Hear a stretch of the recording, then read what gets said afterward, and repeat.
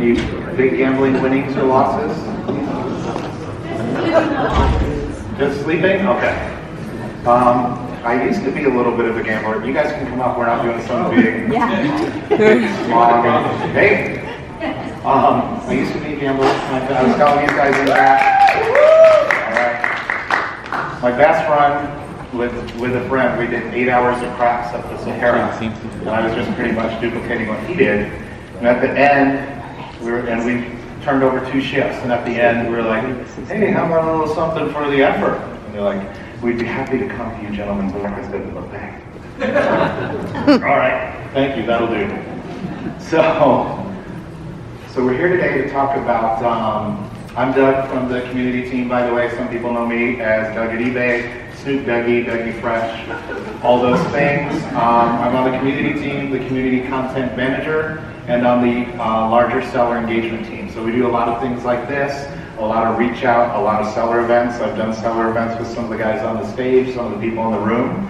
So my job is seller engagement. Our job is listening to sellers and things like that.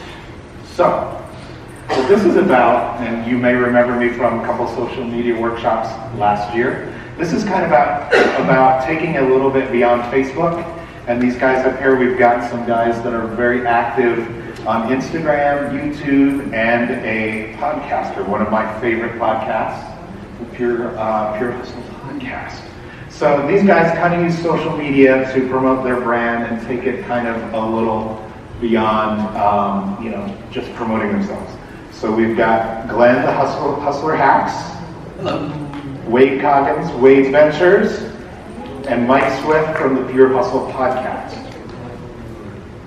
So, and the point here is, you've got this opportunity to use social media, especially, I love the word engage, especially to engage with your customers, build your brand, and kind of spread the word and, send traffic to your eBay store. And I've worked for the community team, so we're all about engaging and building those relationships. So some quick stats. So people, if a company's active on social media, it really does influence purchases. And what we want to do is, have eBay sellers across the board think of yourselves as a business, and also put that extra effort in and think of yourself as a brand. Because what you're trying to do is use these tools that you have out there to send traffic to your store. Social media users buy from brands that respond on social media. That's part of it as well. You see these guys, they're not only active, but they're responsive. That's important. And then social media users really like to support causes. And I think it goes beyond charity, but that's a big part of it. But also, I think of your brand as a cause and something that can be supported. So let's start with my friend Glenn. So Glenn and I were talking in the back. I've known him for 2 or 3 years now. He works very closely with the Hustle Bee and sometimes wears that costume there on the right. Your right, my left. He's from Texas, and he started technically illegally on eBay at an underage, repainting and selling NFL statues, right? And sports cards. And sports cards, not repainting the postcards, just the statues.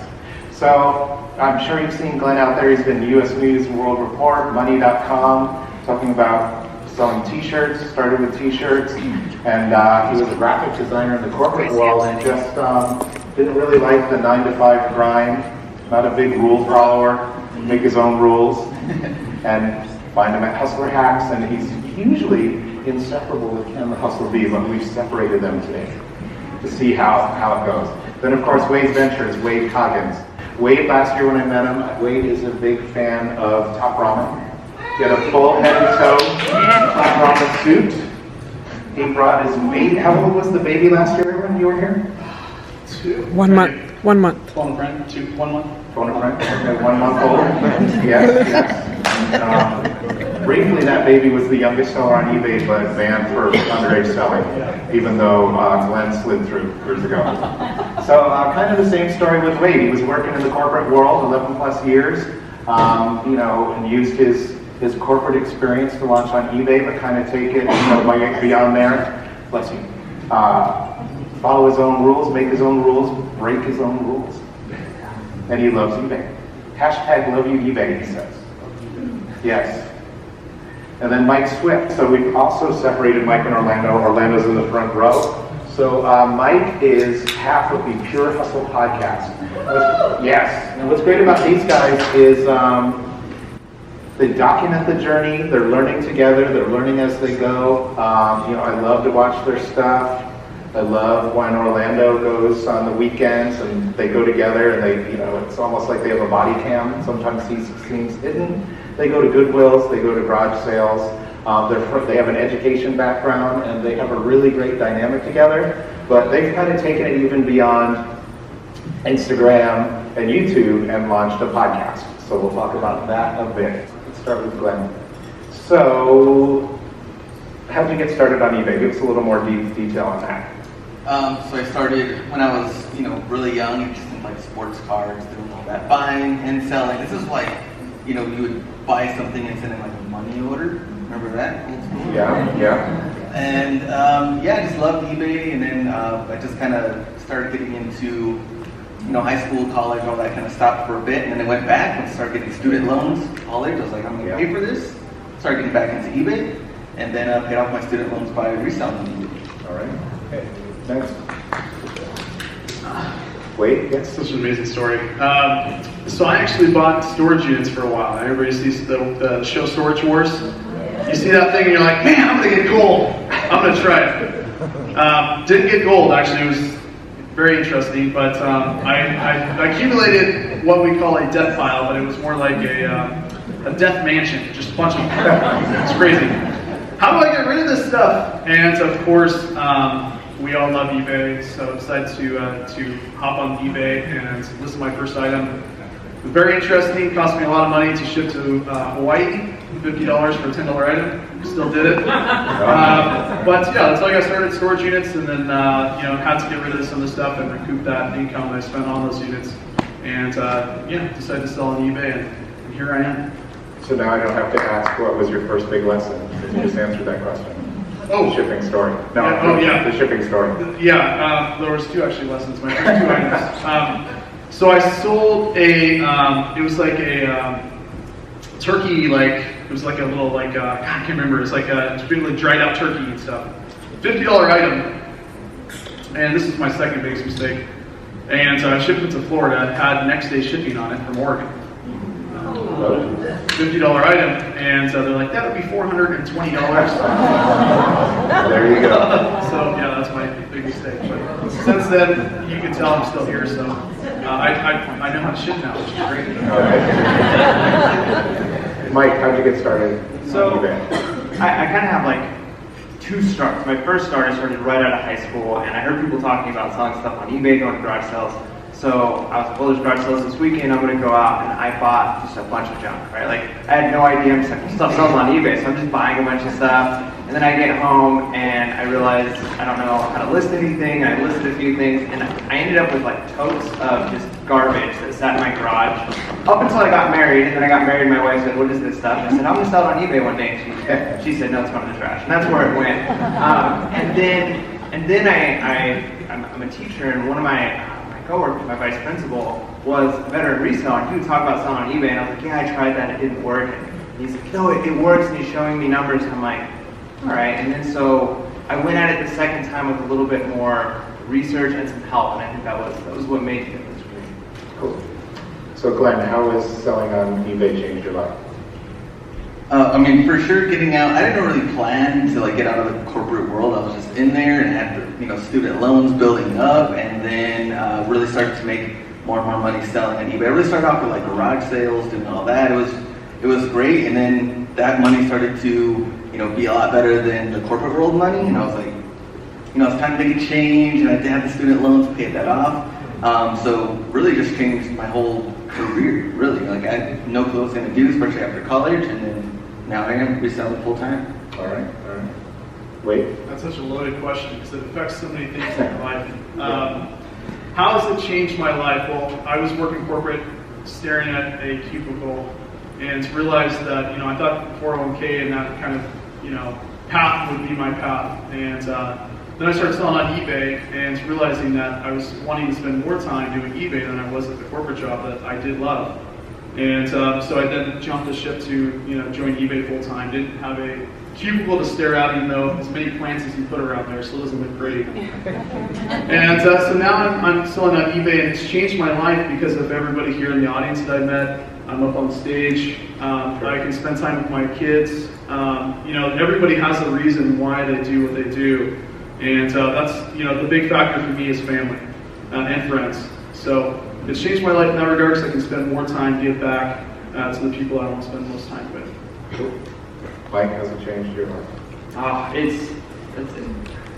can't even express how much reselling changed my life. And I know I've talked to so many people out there and similar stories, but I started reselling. My initial thought was I wanted to make enough money to buy a camera drone. I asked Rolando, I was like, can I make like $300 or $400 over the summer? And that's all I went into it thinking I was going to do. And then I was amazed because my wonderful wife, I couldn't do this without her.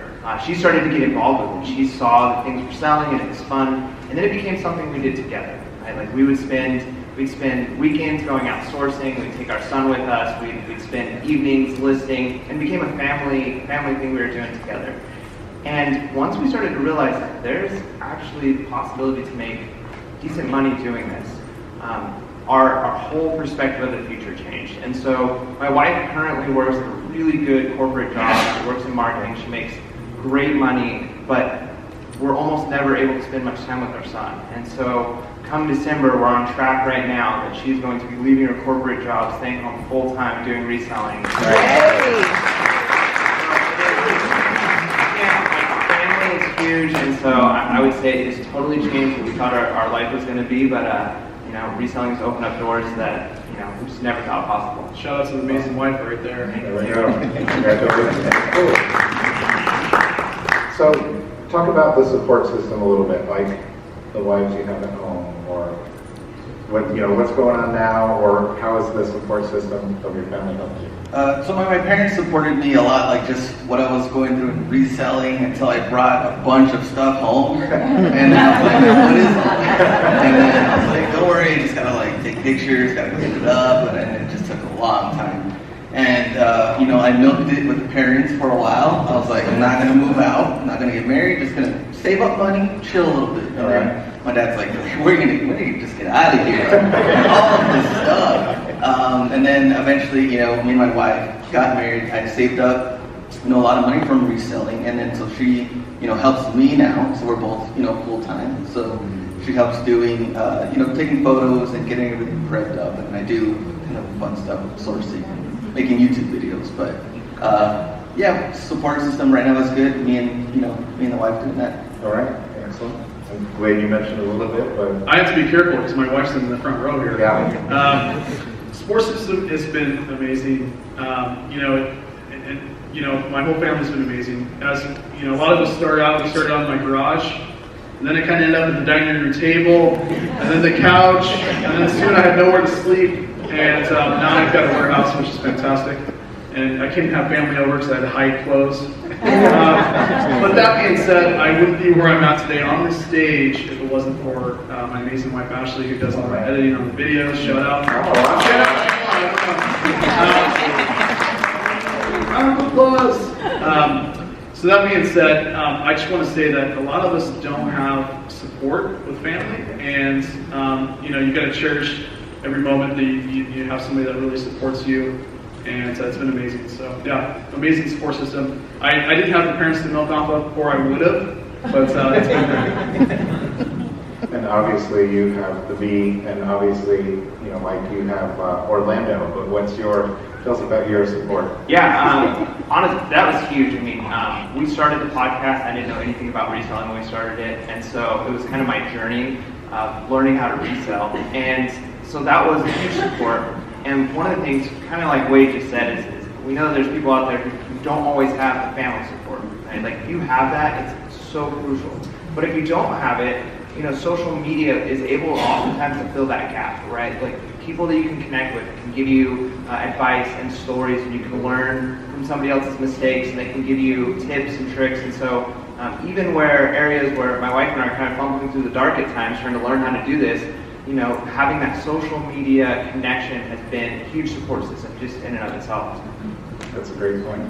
So let's talk about social media a little bit. So last year, I co-facilitated a couple of social media workshops, and among the feedback that we got was, oh, you don't have to go to these workshops, anybody can do it, anybody can learn it themselves. So I want to talk about that a little bit, and then kind of talk about your advice to anybody, a seller that's maybe intimidated by social media, because that's what I hear a lot too, is like, oh, it's so much to learn, where should I focus, why should I do it? But talk about that a little bit.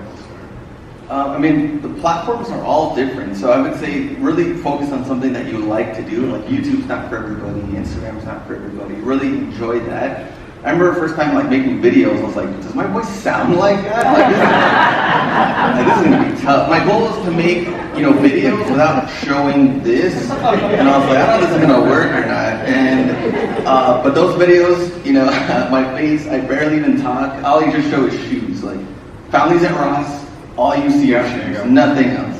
And I have those videos on there because I like to see where I started from, and gradually just kept growing from there. But I think if you enjoy something, you enjoy that platform, even if it's just like one video a week, let's say in YouTube, just keep putting that content out there, and you'll definitely see that, growing over and over again. Well, and if you do a video with Ken, it's hard to get a word in because he's very hard. Yeah, he's got a lot of stories. Okay, he's got a lot of stories. Yeah, exactly. Wait. Here's the thing: it's funny. When I first started social media, my first video took like 20 minutes. And it was a 2-minute video. So you can imagine how many takes I took. And you got to realize it's kind of like eBay. When you listen to eBay and you have millions of people that potentially can see your item right around the world and domestically. It's kind of the same thing with YouTube, right? People worry like, well, is anybody going to watch my stuff? What happens is when you upload a video, you'll realize that there's millions of people on YouTube and it's growing every day. YouTube's getting big and it's getting bigger. And so there's going to be a select few people that watch that content for you. They're going to like you for you. I upload videos now. My mom's like, I don't want to be in the videos. Grandma Venture, shout out to you if you're in the audience. But, and now every single comment is, where's Grandma Ventures? She never thought she would be this popular, right? So you just never know where to go. And the age doesn't matter. If you think you are not entertaining, think wrong, because there's something there. There's people there that will enjoy watching you for you. And they watch you for you, not necessarily your content. So realize that it's really important as a creator to not necessarily focus on what you think you're bad at, but just be you, and people are going to follow you for you if you're authentic and you put out as much content as you can in regards to like what you enjoy doing. You're going to get that audience. Yeah, and one of the things I think too, if you're kind of nervous about starting, you're not sure where to start with social media, there's kind of two elements that are separate, but they come together, and that is the content creation, and then there's also being just part of the community. And I think if you're a little bit hesitant, just jump in. If you're not already part of a community, if you're not commenting on some YouTube channels and following some people on Instagram, you'd be amazed that sometimes it's easy to look at people who've got a ton of followers on YouTube and think like, oh, they don't want to hear what I have to say. But when you start commenting and sending DMs through Instagram, they'll talk back, and you start to develop relationships, and you start to realize that, hey, I've got tips and things that I can contribute to, and just naturally it starts to flow into people are commenting on the comments you're putting, and you're already starting to create content. And people are already starting to realize that you have some value to add to the community. So it's just a matter of being a part of the community, speaking with other people, talking to other people, sending those DMs, doing those comments, and realizing that you have something unique, you have something to say. And when you start putting out your own content, those people who've seen it and learned that you've got value to add and that you're authentic and genuine, they're going to start following you, and it truly is amazing. Cool. And then, so what made you guys, and anybody can jump in to start, what made you guys decide to take it to that level where you're helping and teaching others?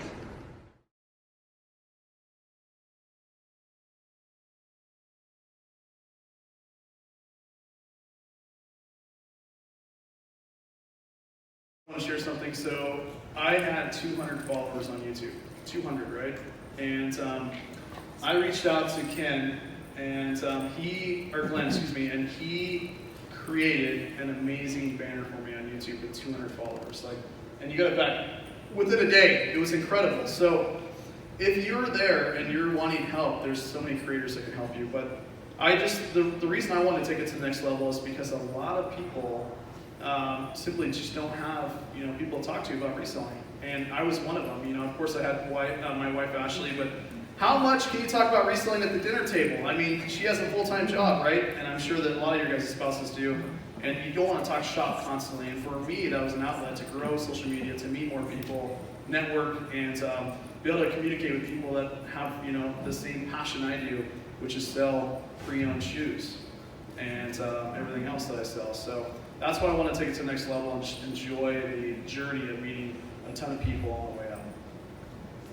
And for me, it's interesting. I'm a teacher. Like that's what I do. It's like part of my blood. I guess I love teaching. It's what I do for a living. And when I was talking to Orlando, who does the podcast with me, I was like, "Hey, can you teach me how to do this?" And he's like, "Yeah, I can teach you how to do it." And I decided, you know what? I want to learn how to do this, and I'm sure there's other people that want to learn. You're in an elevator with Devin Winnick for convenience sake. As well, where do you guys do it? So what's your elevator pitch for how you are teaching other sellers? Oh man, a pitch. Yeah. Hey, Devin. Yeah, hey. Let's get you a headphone mic.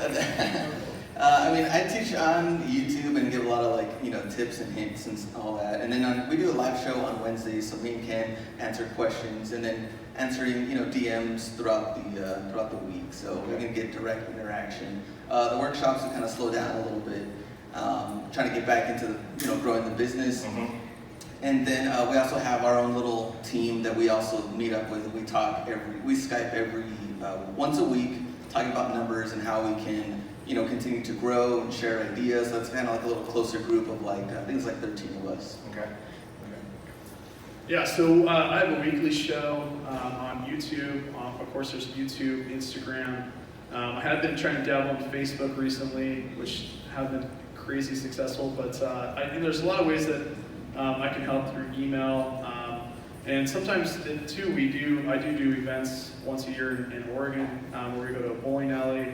And really good time to meet people in person, and not just to meet them in person, but also get to know kind of how their business is going and ways that I can help and things that I can learn too. So there's just a lot of ways that you can teach, and primarily though YouTube and Instagram for sure.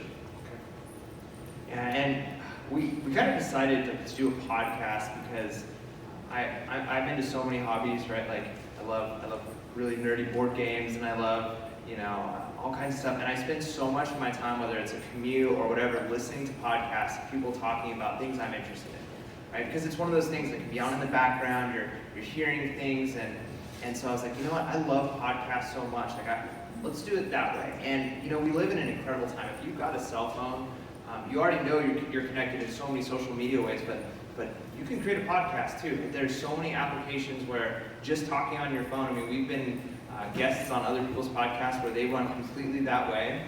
And so, it's one of those things where it's not that difficult to get started. It can be a little bit intimidating maybe, but I know how much I love podcasts, how much they changed my life, how much, whether it's a self-help something. How do you manage your time? How do you manage work-life balance? How do you fit it all in and get it all done? Me and my wife don't have any kids right now, so Yeah, so that helps. But I think not really, I don't know, work-life balance really exists, because I think things just randomly happen, especially in reselling and trying to get shipments out here and there, trying to get listings out. I remember just 2 weeks ago, I was ready to go sourcing, got into the car, just a huge screw in my tire. Oh. And I was like, oh man, now we gotta deal with this before we even go sourcing. Hopefully no one takes all the stuff that I was looking for. So I had to deal with that, and things just happen. You just kind of go with the flow. But I think having that freedom as a reseller, you have some time to work with and figure things out, rather than just working a corporate job. It was just tougher, to do that. So I don't think there is a good balance for me, especially when you're changing diapers and life in general. Questions? So if you have any questions, you can come up to the mic in the middle of the room, maybe form a little queue there, but we will keep going, and if somebody comes up, you can ask a question, or you can ask away right now. Excellent timing. every time I stand up to the mic, I'm like, you know, these people here who are under 5'5". I will pass that feedback on. So first of all, I feel your pain on the storage auction game. My husband and I started doing that in 2012, and we got so hooked on it that we named our company Storage Warrior. So I'm still doing it. But my question for you is about monetization. You mentioned the value of free content, and I totally agree with you. That's how you establish credibility. That's how you build an audience and get people to trust you. Do you have a monetization strategy? If you do, what are you doing? If you decided not to, why not? So right now I do make money on YouTube based off of ads. I don't have any other like guides or courses or Patreons or anything else that's out there. I'm not against it. I would just rather have people provide like awesome value, and if the money is worth it, I think that's awesome. They can continue to help others really build up their business. But the ones I just totally disagree with is just like, hey, let me take people's money and you never see them or hear them ever again. Like that stuff, really bothers me. But for me, if I can make money off of ads and not take money from my own subscribers, I'd rather do that. Yeah, so when you go on YouTube, you see those ads that pop up. We creators can set those ads throughout the video, right? And that's just one way that we can recoup the cost of our time and creating content. And the stuff, the equipment's very expensive. But more importantly, I think that you need to find that balance. I don't have any courses or anything like that. YouTube kind of helps out, especially being full-time. You've got to understand how much income you need to make and kind of how to get there, but then also make sure that you're genuine and that you're giving the best possible advice to the people that's watching you, because your name means something, especially in social media. A couple hundred people, I email him for a banner, I get this amazing banner, and then all of a sudden I blow up. And you've got to understand that there's people there that depend on you as a creator to help them in many ways than one to learn with this free content. So it's really important to just understand that there's got to be that balance. You've got to make sure that you provide value to the people that are watching you. What's your opinion in regards to actually revealing your eBay store? Because I know there's people out there that will never reveal and say, oh, I don't want you stealing my ideas, but if you pay me, I'll evaluate your store. So I'm just kind of curious of that. Like, what's your opinion on that? People have sent me, emails like, hey, can you check out my store? And I'll check it out and give them some honest feedback, not, charging anything like that. I think it just really depends on the seller. Like, I'm open to tell everybody what my store is. They can look at any of the items. I feel like if you want to sell similar items, that's cool too. But, you really have to actually put in the work, to get these items, to list these items, to do all of that. So to actually put in that work is totally different. Some people don't even, go that far and they give up. But then like Ken in his example, like he doesn't tell anybody his store name because of like analytics, and he goes through to see how many like views and watchers. He doesn't want that to be skewed up also. So I think it's totally up to the seller. I think either way, I think is good, but that's kind of how we approach it. Yeah, so actually at the very beginning, I was really scared to put my eBay store in public for some reason. I don't know why. Really because I was like, oh, what if somebody buys something, or what if they see my items? But really, it's been public now for a year and a half. I've had zero issues. I think it's even better too, because as you grow social media, people that love you are going to go on and buy stuff from you. That's the main thing here, right? Is to provide really cool content, and then have those people that are following you appreciate you and they buy stuff from you. So that's the reason I have it public. I think that it's really important. It's Wade's Ventures if you guys want to look at it, and you can go on there. And the idea is, I don't have any fear of having it public now. It's never had any issues, and I think that's, just a way that people can appreciate you that like watching your content. Yeah, and we were definitely opposed to it at the beginning because it was, it was a little bit scary. Like you deal with internet Game plan? Do you like go and just go through the store as is, or do you like, no, I need more of item X, and you go looking specifically for item X or not? So I have like a route down, and I think it's, me and Ken have traveled to different cities. I think it's actually kind of harder. I think when you're in your hometown, you get to source the same stores over and over again. Even then, I'm like, hey, this is new because I've been here every day. So it's like easier to see the new items. So have the route down, go every day, being consistent. That's really been, the most helpful. Yeah, and just to echo on that too, like as you go to the same stores over and over again, you're going to get to know the employees, which is really important. You know, with the storage units that I do, I get the Starbucks gift cards and give it to the managers there. So it's really important to build those relationships and you build those routes. You're there at the same time, you get to meet the same people, and who knows, maybe they'll give you information that you can use. Platform do you feel drives the most traffic to your eBay store? Great question. Thank you. For me, it would be YouTube and just showing, because the same thing that we talked about, if someone sees an item that maybe you found they really enjoy. I had someone buy an item that she was from, I think, Albuquerque. It wasn't too far, but she saw the jersey that I picked up at one of the thrift stores, and then she saw it on eBay and, you know, bought it, sent me a message like, oh, I was really looking for something like this. So for me, YouTube. Think of the power of social media, right? Before I did hundreds of storage units and hundreds of sourcing trips and bought a bunch of stuff before I was on YouTube. And once you're on YouTube, people see what you buy. So it's almost like you're getting eyeballs on your items, just providing content, which is really important. So now, not only do people see what I buy, but and if they want it, they can buy it. But also, I learn, right? Because they're watching my content. I may pass something up that I know nothing about, and then they can point that out. So it's almost like you're understanding both sides of it, right? I'm learning, and on top of that, I am also selling. So I think it's anybody that wants to join social media, just do it for that fact, the learning and the fact that possibly you may actually sell a few extra items. You guys mentioned this, but tagging is very important on your, you know, any social media you do tagging so that people who are searching for it, hashtag, but whatever you're selling so they can find it, that's all. Yeah, that's a great tip. And for any other questions, go ahead and come up to these guys, and they'll be in and out of the seller engagement booth. I'm over there, you can come ask questions. And but thanks everybody for coming. Thank you guys. Thank you guys, we appreciate it. Thank you everyone.